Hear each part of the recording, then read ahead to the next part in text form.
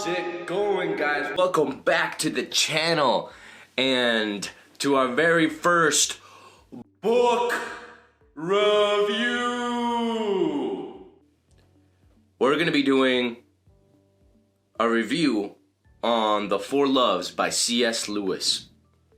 Now, this has been a long time coming. I've been basically building up this whole first part of the year for this, and it's taken me a couple moments to digest. Got a couple things going on at work, but I want to be coming back to the channel and giving it some love, giving it the proper attention it deserves. So I apologize about that, guys. I haven't been on my game. But without further ado, as you can see, I'm in a library right now, dude. So we're gonna be experimenting with some green screen effects today, and hopefully explaining a little bit about what's going on in the book. So for starters, C.S. Lewis, he is the author of Narnia. He was born in 1898 and died in 1963. 1 week before he was going to turn 65, I believe. And I just want to repeat that, 1898 to 1963, even in that period of time, you're able to see, you know, horse-drawn carriages, maybe even like the first car, but you're seeing the world change so much with automobiles. You see the World War I, World War II. I mean, this guy lived a full life, and his perspective is very unique. He first renounced Christianity.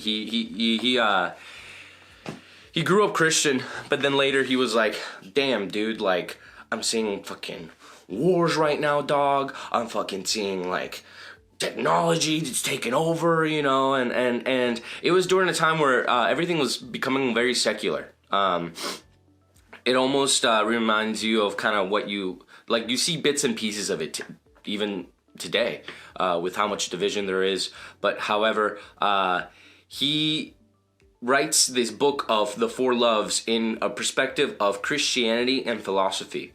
So his take on this subject is very interesting, and I highly recommend it for anyone who's interested in learning more about not only yourself, but how your other partner might feel. So it definitely opened up the eyes of what I would see as affection or friendship. So this review is going to be, I wrote a script, but for the most part, this is just how I interpret it. There's other reviews that are more structured, kind of taking it chapter by chapter. But really, I just really wanted to come here and kind of give you my experience with the book. Because I'll be honest, in the very first, how I heard about C.S. Lewis and how I heard about this book was a quote. One of my favorite quotes from the book is on the nature of love, and it is, "To love at all is to be vulnerable. Love anything and your heart will be wrung and possibly broken." It stuck out to me, not only because as you go through life, you build these relationships, some of them fall through, some of them kind of stagnate, and it's your reaction to that love, whether jealousy or envy can kind of come into play. C.S. Lewis definitely takes a lot of inspiration from Christianity, but the way that he presents it, it's very almost philosophical. So going into it, you're thinking, oh man, this guy's just gonna like shove Christianity down my throat, saying God is this, God is that. But it's you almost need like a benchmark to kind of measure all of these things. Anyway, after I said the quote, not only does this book and does C.S. Lewis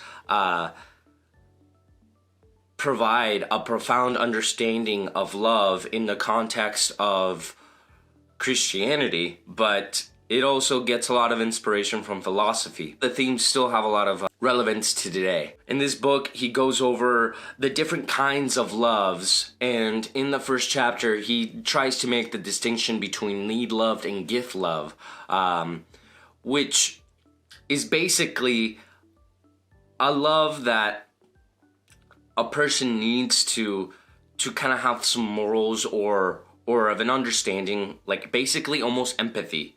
I kind of interpret it that way. To be honest, guys, I just kind of got distracted while I was doing this review. This book is very thought-provoking. One of my other favorite quotes that I'm thinking about in the book is that a garden is not a garden unless, you maintain it. That's the only thing that differentiates between a garden and some bush that's just growing outside. And not only do you have to maintain it, you have to protect it from outside forces, whether it's bugs, pesticides, or animals. I think that oven in itself is very nurturing and has a lot of relevance for today. It's crazy to think that once you get older, that's almost everybody's favorite hobby, is like either growing a plant or growing a flower, growing some herbs. That's something that I've definitely wanted to do while I was young. I mean, as many of you guys know, I am a cook, so I usually want to have the best and freshest ingredients, and that takes a lot of love, whether it's just, taking care of something. And,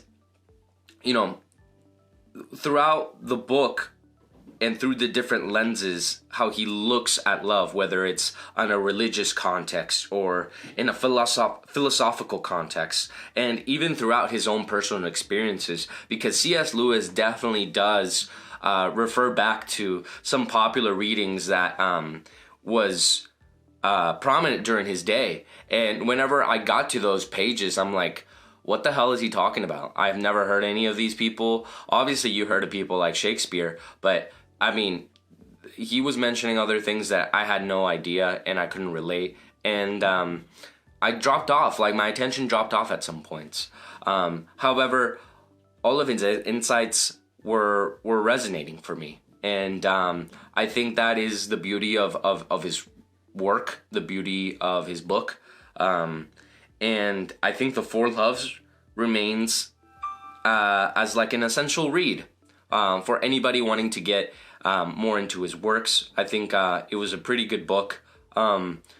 Just really surprised. Whenever you say, hey, this guy was the author of Narnia, my stepdad like shot up and he was like, oh my God, that's awesome. He was so interested to hear what he had to say about it. Narnia, even as the movie, he watched the movie. He didn't read the book, but he really connected with that, and he thought what he said was awesome, and it was amazing.